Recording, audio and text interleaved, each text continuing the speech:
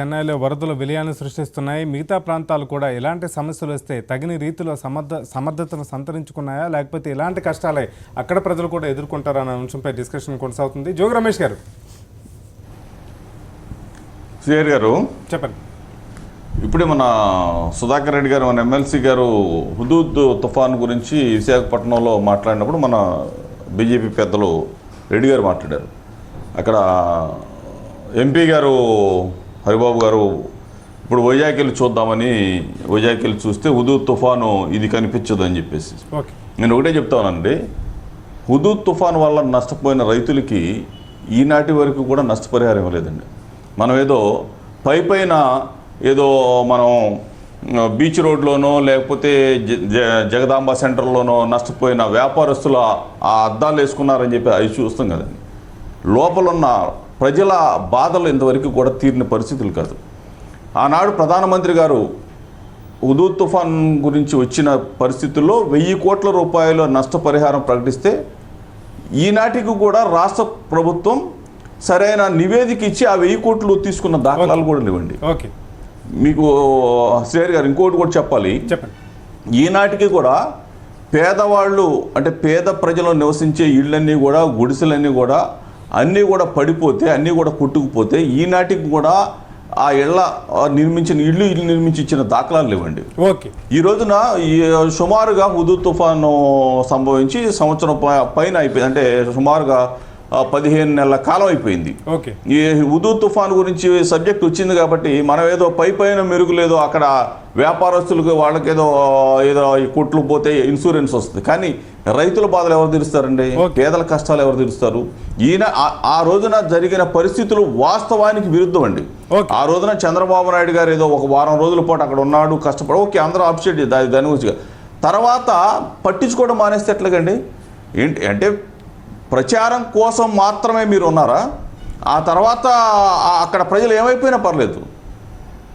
ఈనాటికి కూడా input subsidy నష్టపరిహారం అందక రైతులు ఈనాడు గ్రామాల్లోకి వెళ్దామండి. విశాఖపట్నం జిల్లాలో కానివ్వండి, ఆ పక్కనే ఉన్న శ్రీకాకుళం ఈ ప్రాంతాల్లో ఇంతవరకు ఇన్పుట్ సబ్సిడీ ఇచ్చిన పరిస్థితులు దాఖలాలు పైన మెరుగులు అక్కడ. నేను రాజకీయాల బ్లేమ్ గేమ్కి నేను రాదలుచుకోలేదండి. మీరు పేదలకు ఇళ్ళు అన్నారు. దేశం మొత్తం మీద 2,30,000 ఇళ్ళు కేంద్ర ప్రభుత్వం శాంక్షన్ చేస్తే 1,90,000 ఇళ్ళు ఆ పేద ప్రజలందరికీ కూడా ఇళ్ళు రాబోతున్నాయి, ఇళ్ళు కట్టిస్తున్నారు. కేంద్ర ప్రభుత్వం 1,93,000 ఇళ్ళు ఒక ఆంధ్రప్రదేశ్కి వచ్చింది. ప్రతి జిల్లాకి 15 నుంచి 20,000 ఇళ్ళు వస్తాయి. ఈ తుఫాన్లో దెబ్బతిన్న పేదలు ఎవరైతున్నారో వాళ్ళందరికీ ఈ ఇళ్ల నిర్మాణంలో ప్రాధాన్యత ఇస్తున్నారు. ఇన్పుట్ సబ్సిడీ మిగతా ప్రాంతాల గురించి నేను పోదలుచుకోలేదు. అదే నాకు విషయం కూడా సమాచారం నా దగ్గర లేదు. రాజకీయ ఆరోపణలు కాదు, బ్లేమ్ గేమ్ కాదు నేను చెప్పేది. మిమ్మల్ని నేను అసలు తప్పు పట్టట్లేదు, తప్పు పట్టట్లేదు, మీ ఎంపీ గారిని మేము తప్పు పట్టట్లేదండి.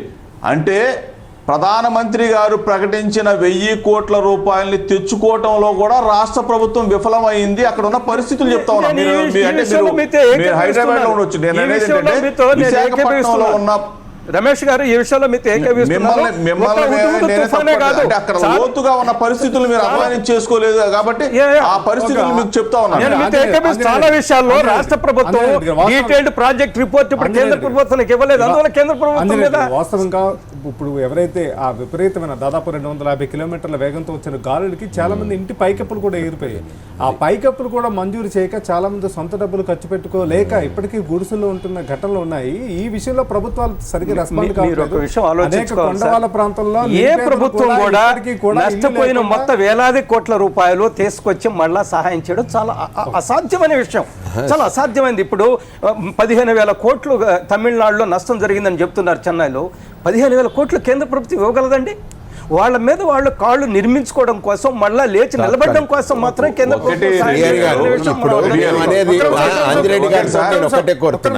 అంజిరెడ్డి గారితో ఇప్పుడు కేంద్ర ప్రభుత్వం ఇలా అమృత్ పథకం కింద కానీ అదేవిధంగా స్మార్ట్ సిటీ కింద కానీ పట్టణాలన్నింటిని కూడా ఆధునీకరణ చేయాలనేటువంటి ఒక సంకల్పం చేస్తున్నారు. కాబట్టి ఈ పథకం ద్వారానైనా కానీ దీర్ఘకాలికంగా ఉండేటువంటి యొక్క విషయాలు ఏవైతున్నాయో వాటి మీద కేంద్రీకరణ చేసి, ఎందుకంటే స్థానికంగా ఇక రాష్ట్ర ప్రభుత్వాలు ఎట్లుంటాయి అంటే వాళ్ళకి 5 సంవత్సరాలు టర్మ్ ఉంటుంది, వాళ్ళు దానికి ప్రాధాన్యత ఉంటుంది. మీరు కేంద్ర ప్రభుత్వం మాత్రం ఈ రకమైనటువంటి డ్రైనేజ్ వ్యవస్థలో గాని పట్టణీకరణల ద్వారా దానికి సంబంధించినటువంటి విషయాల మీద కేంద్రీకరణ చేయాలి. నగరాలు స్మార్ట్ సిటీస్ లో ఇవన్నీ కూడా అడ్రస్ చేస్తారు. ఈ సమస్యలన్నిటికీ ఆ విధంగా ప్రణాళిక ఉంటుందని మీకు నేను చెప్పాను. ఇప్పుడు ఇది చెన్నై నగరంలో జరిగిన ఈ న్యాచురల్ కెలామిటీ, ఈ నగరము స్మార్ట్ సిటీ కింద ఎన్నికైంది. దాన్ని దానిలో భాగంగా ఇప్పుడు కేంద్ర ప్రభుత్వం కళ్ళు తెరిచి ఇక్కడ ఏ ప్రత్యామ్నాయ మార్గాలు మనం కనుగొనాలని చెప్పి దాని మీద దృష్టి పెడితే మంచిది. ఒకరి డంకా వారు they have to open their eyes and then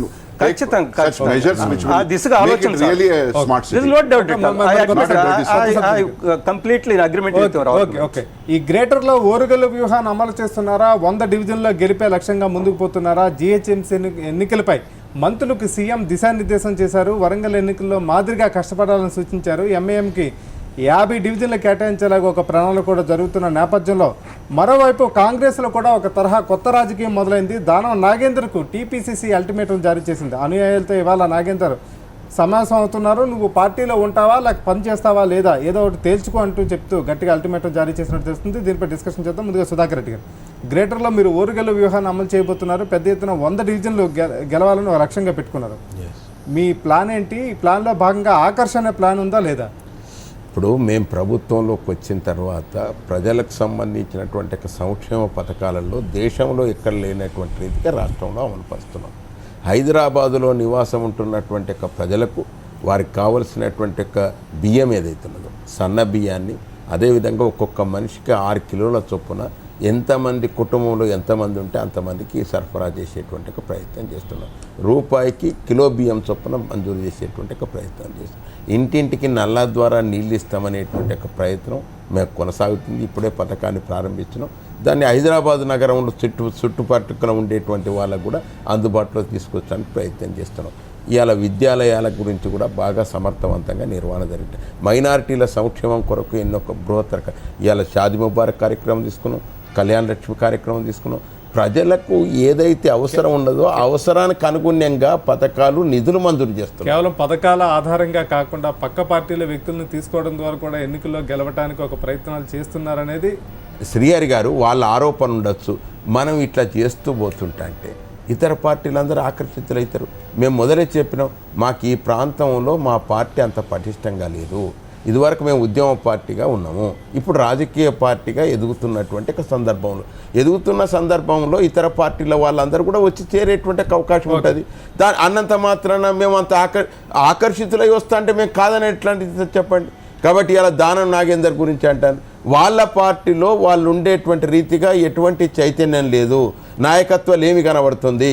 కాబట్టి తప్పకుండా మా పార్టీ వైపు ఆకర్షితులవుతారు. మా నాయకుడు ఎవరైతున్నారో ప్రజలను ఆకర్షించేటట్టుగా ఉపన్యసిస్తూ అంటాడు. కాబట్టి మాట చెప్పినా అది నిలబడేటువంటి ఒక వ్యక్తి కేసీఆర్ అనేటువంటి నమ్మకం ప్రజల్లో కలుగుతుంది. ఉపన్యాసాల పట్ల ఆకర్షితులై వస్తున్నారంట. పథకాల పట్ల ఉపన్యాసాల పట్ల చెప్పిన మాట కట్టుబడి ఉండేటట్టుగా ఇవాళ చెప్పింది ఏదైతున్నదో ఎన్నికల సందర్భంగా అవన్నీ కూడా 100కి 100 చేస్తున్నటువంటి నమ్మకం ఇలా మొన్న వరంగల్ ఎన్నికలే ఫలితాలు చేస్తున్నాయి. కాబట్టి ఇవన్నీ చూసిన తర్వాత సుధాకర్ అన్న పెద్దలు మాకు చాలా సన్నిహితులు కూడా, వారు చెప్పినట్టుగా ఈరోజు ఓకే కేసీఆర్ గారు ఏదైతే ప్రజలకు సంక్షేమము అభివృద్ధి ఇస్తానన్నారో ఇంకేం స్టార్ట్ కాలేదు. 16 నెలలు 17 నెలలు గడిచినా కానీ ఇవన్నీ ఇంకా ప్రణాళిక రూపంలో డిపిఆర్లో లేకుంటే ప్రకటనల రూపంలోనే ఉన్నాయి. కానీ ఎక్కడ ఇంకా దాన్ని ప్రొడక్టివ్గా ఇంకా ఈరోజు మలిచిన కార్యక్రమం కానీ ఇక్కడ కనబడలేదు. ఈరోజు మనం హౌసింగ్ తీసుకున్నాం. ఒకవేళ ఎక్కడైనా సక్సెస్ అయిందంటే టీఆర్ఎస్ ప్రభుత్వము అది పెన్షన్ విధానంలో సక్సెస్ అయ్యారు. ఆ రూపాయి కిలో బియ్యంలో కూడా 6 కిలోలు ఒక మనిషికి అనే దాంట్లో సక్సెస్. తక్కిన విషయాల్లో it is all in the planning stages only, ఇంకా బడ్డింగ్ స్టేజెస్లోనే ఉన్నది. ఇప్పుడు మీరు అన్నారు వరంగల్ వ్యూహం. వరంగల్లో ఏ వ్యూహము? అందరూ మంత్రులు ఒక్కొక్క నియోజకవర్గానికి వెళ్ళి ఒక్కొక్క నియోజకవర్గానికి 10 మంది 8 మంది 9 మంది ఎమ్మెల్యేలను ఎమ్మెల్సీలను అక్కడ మోహరింపజేసి వాళ్ళు ఒక ప్రణాళిక చేశారు. నేను అనవసరమైన అలిగేషన్ వేదలుచుకోలేదు. వాళ్ళు ఏం ఆచరణలు పెట్టారో తెలుసు, ప్రజలకు తెలుసు, ఇక్కడ ఏమైనా ఓటర్లకు కూడా తెలుసు అది. ఇప్పుడు హైదరాబాద్ నగరానికి వస్తే 150 డివిజన్స్ 150 డివిజన్స్లో ప్లస్ అదనంగా దానికి ఎక్స్ అఫీషియో సభ్యులు కూడా ఉంటారు. రాజ్యసభ కానీ ఎమ్మెల్సీలు కానీ ఇతర ప్రాంతాల నుంచి ఉన్న వాళ్ళు కూడా హైదరాబాద్ నగరంలో వాళ్ళని రిజిస్టర్ చేసుకొని ఇక్కడ ఎక్స్ అఫీషియో సభ్యులుగా రేపు మనం జిహెచ్ఎంసీలో చూడబోతున్నాం. సో ఇక్కడ ఈ జిహెచ్ఎంసీ ఎన్నికల్లో రాబోయే ఎలక్షన్స్లో గెలవడం అనే దానికంటే కూడా ముందస్తు ప్రణాళిక ప్రకారము ఈ ఎక్స్ అఫీషియో సభ్యులను ఎక్కువ బ్లోటప్ చేసుకొని అక్కడ రెడీగా పెట్టుకున్నారు. అంటే రేపు జరగబోయే ఎన్నికల్లో ఎక్కువ మెజారిటీ రాదు, తక్కువ వచ్చినా కానీ మనము ప్లస్ ఎంఐఎం ఇద్దరం కలిసి ఒక ప్రణాళిక ప్రకారం మనం ముందుకు పోయి ఆ మేయర్ సీట్ని కైవసం చేసుకోవాలనే ఒక పక్కా వ్యూహంతో పోతున్నారు. దాని అర్థం ఏంటిది? So far we have not achieved the confidence of Hyderabad people అనేది కదా దాని అర్థం. ఈరోజు ఆపరేషన్ ఆకర్షణ అనుమానం ఉంటేనే కదా ఇలా చేశారు. ఫలానా వ్యక్తి గురించి నేను మాట్లాడా. కొందరు వ్యక్తులు మా పార్టీలో ఉంటూ ఇదే స్టేజ్ మీద నేను చెప్పాను, మా పార్టీలో మంచి నాయకుల కంటే రాబందులు ఎక్కువ తయారయ్యారు. ఇక్కడ ఉండి they are walking on the wall to see this side and this side. రెండు గోడ మీద పిల్లిగా ఉన్నారు కొంతమంది. హైదరాబాద్ నగరంలో కూడా ఉన్నారు వాళ్ళు. అన్ని పదవులు అనుభవించారు, అన్ని లాభాలు అనుభవించారు. డ్రైవర్ నుంచి స్టార్ట్ అయ్యారు, సైకిల్ మీద నుంచి స్టార్ట్ అయ్యారు, పెద్ద పెద్ద కార్లు, పెద్ద పెద్ద విమానాలు కూడా ఓన్ చేసే అటువంటి పరిస్థితిలో మా నాయకులు కొంతమంది వచ్చారు. అటువంటి నాయకులు ఈ పార్టీలో ఉండవలసిన అవసరం లేదు. If they want to leave they can leave it. Nobody is asking, nobody is begging such leaders to be there. ఎవరైతే ఉన్నారో సిన్సియర్ చిత్తశుద్ధితో కాంగ్రెస్ పార్టీ పట్ల, సోనియా గాంధీ పట్ల, రాహుల్ గాంధీ పట్ల విధేయతతో ఉన్నారో వాళ్ళు ఉండవలసిందే. గోడ మీద పిల్లలు మాత్రం ఇక్కడ ఉండవలసిన అవసరమే లేదు ఎవరైనా కానీ. నేను పేరు తీసుకోదలుచుకోవాలి. ఒకటి శ్రీయర్ గారు వారు ఏమన్నారు ఇప్పుడు ఒకటి ఇప్పుడు వారి క్లారిఫికేషన్ ఇమీడియట్ ప్రజలు చూస్తూ అంటారు కదా. ఇప్పుడు వారు సంక్షేమ పథకాల విషయంలో వారు సంతృప్తి పడ్డారు, మేము చేసినామని ఇలా కరెంటు ఒక విషయం. ఇప్పుడు గతంలో శ్రీహరి గారు గతంలో మనం ఉదయం 4 గంటలు సాయంత్రం 4 గంటలు పోయిన ఉదంతం చూసినాం. ఇప్పుడు కంటి రెప్పపాటు కూడా కరెంటు పోతలేదని నారాయణ కూడా తెలుసుకున్నాడు. రెండవది ఐడిహెచ్ కాలనీలో 400 ఇళ్ళ నిర్మాణం చేసినాం.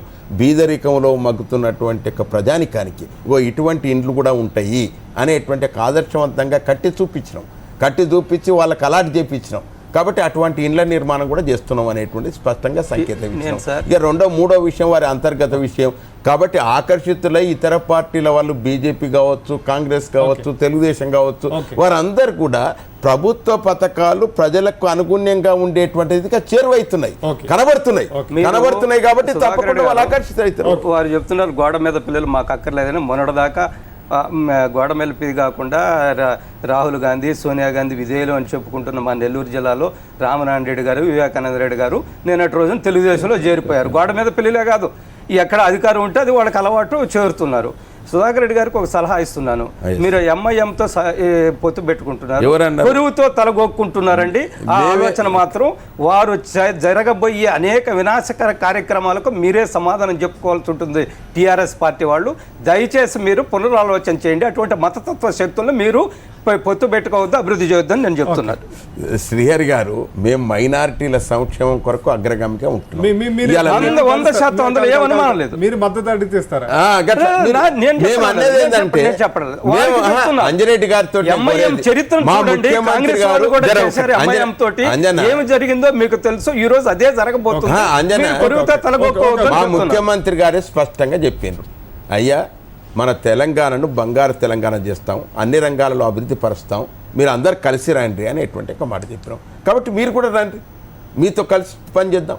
కాబట్టి ఎవరు కలిసి వచ్చి పని చేసినా కానీ తెల్లారు లేస్తే ఇప్పుడు నారాయణనే మాట్లాడిండు, అసలు ఏమన్నా జరుగుతుందా, ఒక్కటి జరుగుతలేదు, ఓన్లీ పేపర్ల వరకే ఇట్లా మాట్లాడుతా అంటే ప్రజలు ఎట్లుంటారు? అదే కాబట్టి నేను ఆ విషయంలో స్పష్టంగా అంజిరెడ్డి గారితో కోరుతున్నా, ఎవరు కలిసి వచ్చినా ఇలా హైదరాబాద్ మహానగరాన్ని విశ్వనగరంగా రూపకల్పన మీరు ఎవరు కలిసి వచ్చినా కానీ మేమందరం సహకరిస్తాం. మనం అందరం కలిసి కట్టుబడి అభివృద్ధి పరుస్తాం. జోగి రమేష్ గారు, వ్యవహారంలో టీఆర్ఎస్ తీరుని మీరు ఎలా చూస్తారు? కొత్తగా ఈ ఎక్స్ అఫిషియో అనే ఒక కొత్త రకమైన విస్తృతం చేస్తున్నారు. శ్రీహరి గారు, ఇది జిహెచ్ఎంసీలో ఎక్స్ అఫిషియో మెంబర్. మేము కొత్త చట్టం చేయలేదు, వాళ్ళే చట్టం చేశారు. వాళ్ళందరి మెంబర్లందరినీ కూడా ఇక్కడ సభ్యులుగా చేర్పించారు. వాళ్ళే ఆనాడు వీళ్ళు జిహెచ్ఎంసీలో కమిషనర్ అది మేయర్ అవటానికి వాళ్ళే ప్రయత్నం. మేమైతే ఇప్పుడున్న చట్టాన్ని అమలు పరుస్తున్నాము, కొత్తగా మేము ఊయాన్ని రూపొందించలేదు. నారాయణ అది గమనించాలి. మాకెవరిక్కడ నివాసం ఉంటుండ్రో ఆ నివాసం ఉన్నటువంటి వాళ్ళందరూ కూడా పాలకులు వాళ్ళకి అనుకూలంగా చట్టం చేసుకున్నారు, ఈ పాలకులు కూడా అదే కొనసాగిస్తుంటారు. అంటే మీరు ఏదైనా మార్చుతుందా ఇప్పుడు కాంగ్రెస్ మార్పు? చెప్పండి శ్రీహరి గారు చెప్పండి. ఇప్పుడున్న పరిస్థితుల్లో ఎక్సెప్షన్ నంబర్స్ అనేది అది పాత నుంచి వచ్చే ఇది పాత చట్టాలు, అదేమి కొత్తగా మనం ఇప్పుడు పెట్టేదేం కాదు. కాకపోతే ఇప్పుడున్న పరిస్థితుల్లో మీరు అన్నారు కదా వరంగల్ ప్రక్రియని ఇక్కడ ఇంప్లిమెంట్ చేయబోతున్నారా అని చెప్పేసి మీరు అన్నారు. అంటే Telangana greater Hyderabad quite opposite. అంటే ఇవాళ ఉన్న పరిస్థితులు ఏంటంటే హైదరాబాద్ మహానగరంలో టీఆర్ఎస్ పార్టీకి బలం చాలా వరకు తక్కువే. అయినా కానీ ఇప్పుడున్న పరిస్థితుల్లో పరిణామాల్లో కేసీఆర్ గారి పరిపాలన హైదరాబాద్ నగరంలో శాంతి భద్రతలు కానివ్వండి, లేకపోతే ఇంకోటి పోలీస్ వ్యవస్థ కానివ్వండి చాలా చక్కగా ఆధునీకరించారు, శాంతి భద్రతలు చాలా బాగున్నాయనేది ప్రజల్లో ఉన్న అభిప్రాయం. దట్టు ప్రతిపక్ష పార్టీలు కాంగ్రెస్ పార్టీ పూర్తిగా అంటే చాలా మన వరంగల్ పరిస్థితులు చూసాం. నాయకులైతే ఉన్నారు కానీ ప్రజల్లో కాంగ్రెస్ పార్టీ మీద నమ్మకాన్ని కల్పించడంలో పూర్తిగా విఫలమవుతూ ఉన్నారు. దట్టు తెలుగుదేశం పార్టీ టోటల్గా ఫెయిల్. తెలుగుదేశం పార్టీ అనేది తెలంగాణ తుడిచిపెట్టుకుపోయింది. ఇక మిగిలింది బీజేపీ పార్టీని కూడా ఈ రోజున బీజేపీ పార్టీ మీద కూడా పూర్తి స్థాయిలో ఈ రోజు మనం చూసాం. నిన్న జరిగిన ఎన్నికల్లో కూడా మోడీ గారి సొంత జిల్లా పరిషత్ పోయింది, అట్లాగే సొంత మున్సిపాలిటీ కూడా పోయింది. ఈ పరిస్థితుల్లో బీజేపీ మీద కూడా ప్రజలు విశ్వసనీయత కోల్పోతూ ఉన్నారు. కాబట్టి తప్పనిసరిగా కేసీఆర్ గారు అక్కడ శాంతి భద్రతల విషయంలో బాగా చేస్తా ఉన్నారు, ప్రజలకి అందుబాటులో ఉన్నారు, పరిపాలన కూడా బాగా ఉందనే క్రమంలో అది కాక ఎంఐఎంతో పొత్తు ఉంటుందనే ఉద్దేశంతో హైదరాబాద్ కార్పొరేషన్ని కేసీఆర్ గారు పరిపాలనలో ఆయన దీనిలో తెచ్చుకోవడానికి అవకాశాలు ఎక్కువగా కనపడుతున్నాయి అనేది ఇప్పుడున్న పరిణామాలు తెలుస్తూ ఉన్నాయి. ఏదేమైనా కానీ ఇప్పుడు ఇక్కడ వ్యూహం అనేసరికి మా వ్యూహం కాంగ్రెస్ పార్టీకి ఉన్న వ్యూహం కాంగ్రెస్ పార్టీకి ఉన్నది. కాంగ్రెస్ పార్టీ హయాంలోనే ఇప్పుడు గోదావరి జలాలు కానీ కృష్ణా థర్డ్ ఫేజ్ కానీ హైదరాబాద్ నగరానికి మేము ఆ రోజు ప్రపోజ్ చేసినవి ఈరోజు కంప్లీట్ స్టేజెస్కి వచ్చినాయి. ఇట్ ఈస్ నాట్ దట్ ఈ ప్రాజెక్టులనే టీఆర్ఎస్ ప్రభుత్వం తీసుకొచ్చిన ఈ అభివృద్ధి పథకాలు కాదు. ఓకే, ఒకవేళ వచ్చిందంటే 363 ఏదైతే 2 బెడ్రూమ్ హౌసెస్ ఇచ్చారో అదొకటే ఈ హైదరాబాద్ నగరానికి ఇచ్చిన టీఆర్ఎస్ ప్రభుత్వం ఇచ్చిన కానుక. గతంలో ఏ అభివృద్ధి జరిగినా ఈరోజు మెట్రో రైలు చూసినా కానీ మెట్రో రైలు గతంలో ఎప్పుడో 1.5 year కింద దాన్ని ఇనాగ్రేషన్ చేసుకునే పరిస్థితి ఉంటే కూడా దాన్ని ఆపి ఎలక్షన్ల కోసం రేపు ఎలక్షన్ల ముందు దాన్ని ఇనాగ్రేషన్ చేసుకోవాలని ఆలోచిస్తున్నారు. ఇప్పుడు ఎన్నికలు గెలుపోవటములు అవి జరుగుతూ ఉంటాయి ప్రజాస్వామ్యంలో. ప్రధానమంత్రి గారు స్పష్టంగా చెప్పారు టీమ్ ఇండియా మొత్తం దేశంతో అభివృద్ధి చెందాలని. అందులో భాగంగా అన్ని రాష్ట్రాలకు నిధులు పెంచడంలో కానీ సమానంగా పరిశీలించడంలో కానీ అభివృద్ధి కార్యక్రమాలు చేయడం కానీ ప్రధానమంత్రి ఉన్నారు.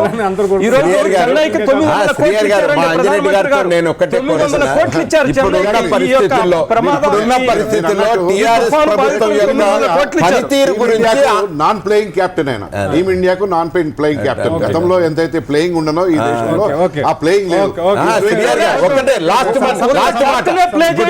హైదరాబాద్ మహానగరంలో ఏ విధంగా అభివృద్ధి పథకాలు అమలవుతున్నాయి అనేటువంటి ఒక విషయం ఆంధ్ర ప్రాంత వాళ్ళు గమనించారు. మా రమేష్ గారు మంచి స్పష్టంగా ఇక్కడ పోలీస్ వ్యవస్థ ఏ విధంగా పనిచేస్తుంది, సీ టీమ్స్ ఏ విధంగా పనిచేస్తున్నాయి, కాబట్టి ఏ రకంగా అభివృద్ధి కార్యక్రమాలు జరుగుతున్నాయి వాళ్ళే ప్రశంసిస్తూ మాట్లాడారు. కాబట్టి ఇక మా ప్రజలు మమ్మల్ని నమ్మరా.